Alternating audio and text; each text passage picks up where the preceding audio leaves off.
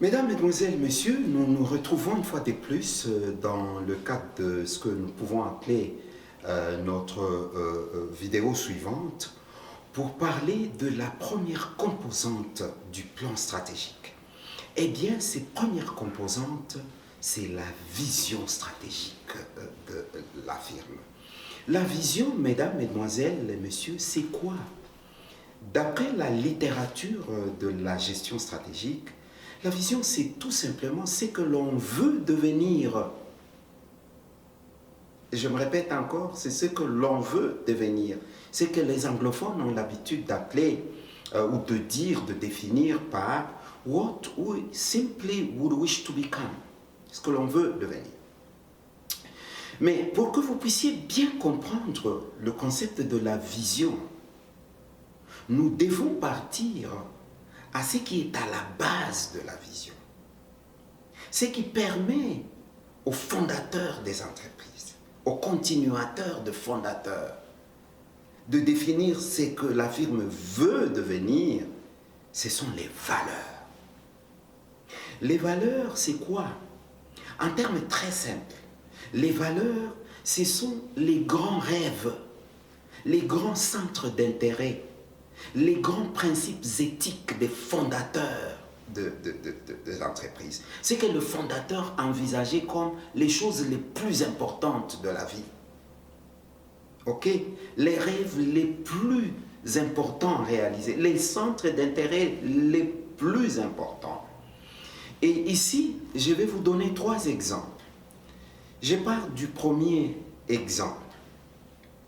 Et ici, c'est l'exemple d'Henry Ford ou Henry Ford, les fondateurs de la Ford Corporation, une grande entreprise mondiale de fabrication des véhicules. La littérature nous montre que dès sa jeunesse, ce qu'il avait en tête, Henry Ford, c'était un véhicule qui aidera la famille à pouvoir se mouvoir, c'est-à-dire les géniteurs dans la famille et les autres membres de la famille, comme les enfants par exemple, et leurs biens.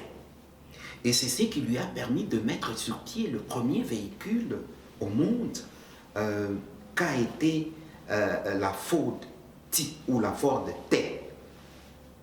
Aujourd'hui, lorsque vous prenez une entreprise, je veux dire un véhicule tel que la Ford 150, la F-150, vous sentez dedans le grand rêve d'Henry Ford.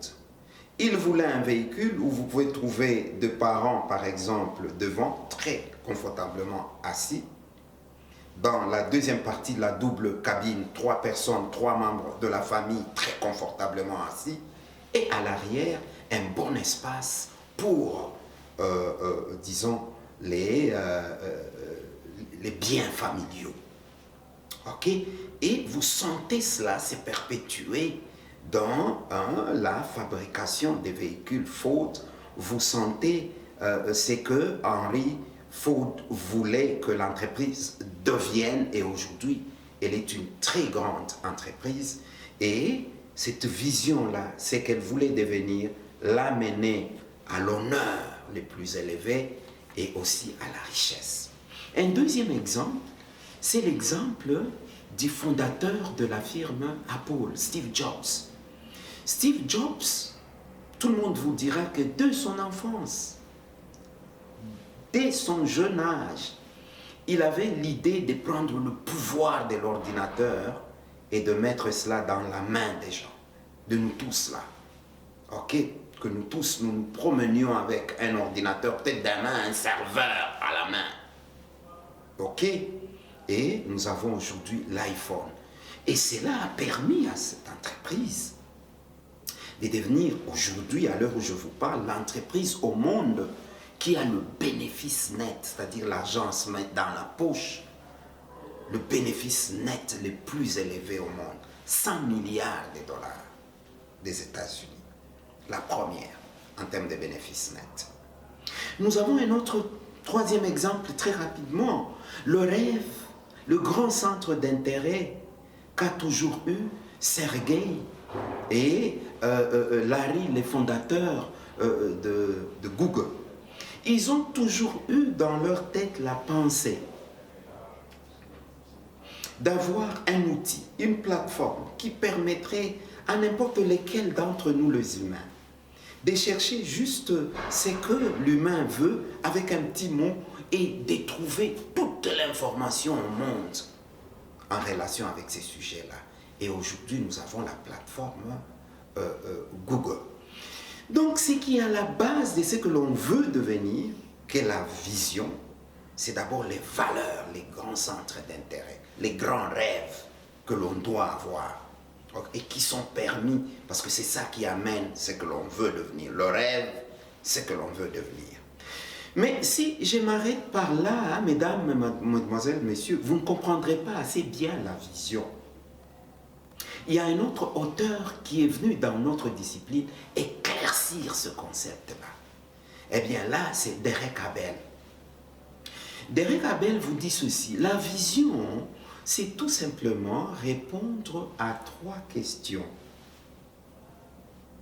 ou aux 3 questions suivantes. Quoi, qui et comment. Quoi, quel produit. Qui, à quel client. Comment le faire. Ok, dans une période qui suivra les 5 années à partir de la période actuelle. Je m'explique. Nous sommes en 2022. Prenez 5 ans. 2022, 2023, 2024, 2025, 2026. Pour lui, la vision, c'est répondre à ces 3 questions-là. Quel client, à quel client ou quel client nous allons desservir à partir de 2027, avec quel produit et comment allons-nous le faire là en 2027. Nous sommes en 2022. Vous pensez déjà 5 ans après. Pour lui, c'est ça la vision. Ok? Et il nous invite tous à avoir une vision. Parce que pour lui, si déjà nous-mêmes, nous n'avons pas une vision, nous ne nous sommes jamais assis chez nous à la maison et on s'est vu en 2027. On a vu ce que l'on était en train de faire en 2027. Qui on est? On est en train de faire quoi et on le fait comment? Si on n'a pas ça, c'est-à-dire on n'a pas de vision, et il est difficile que nous puissions imprimer une vision à notre firme. Je vais prendre une illustration d'une vision. Eh bien, c'est la vision de la firme Amazon.com, dont le propriétaire, comme vous le savez, est le 2e humain les plus riches avec 113 milliards de dollars US. Et là, celui a 113 milliards parce que sa firme vend pour 470 milliards de dollars US. Voici sa vision. Nous voulons devenir ce qu'on veut devenir. Nous voulons devenir au monde l'entreprise la plus centrée sur le client. La firme où il découvrira et trouvera tout ce qu'il peut vouloir acheter en ligne. Et c'est là, presque au prix mondial les plus bas possible. Ok? Alors là, analysons cette vision d'Amazon.com ou d'Amazon.com. Ok? Suivant les 3 questions d'Eric Abel. Qui? Tout acheteur en ligne au monde. Donc, qui est-ce que Amazon veut desservir déjà à partir de 2027? Il faut le savoir, c'est ça la vision.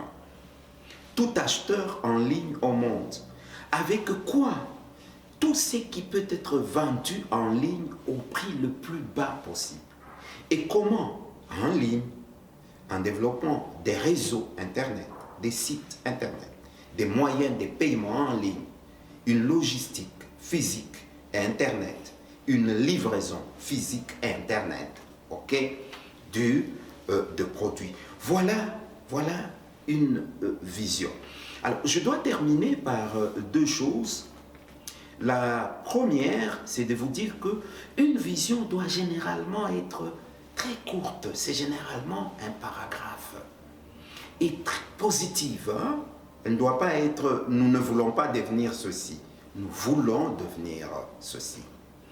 Et retenez une étude de Blanchard qui tout simplement nous dit, ou le titre de l'étude, Vision, the thing which makes you a business company.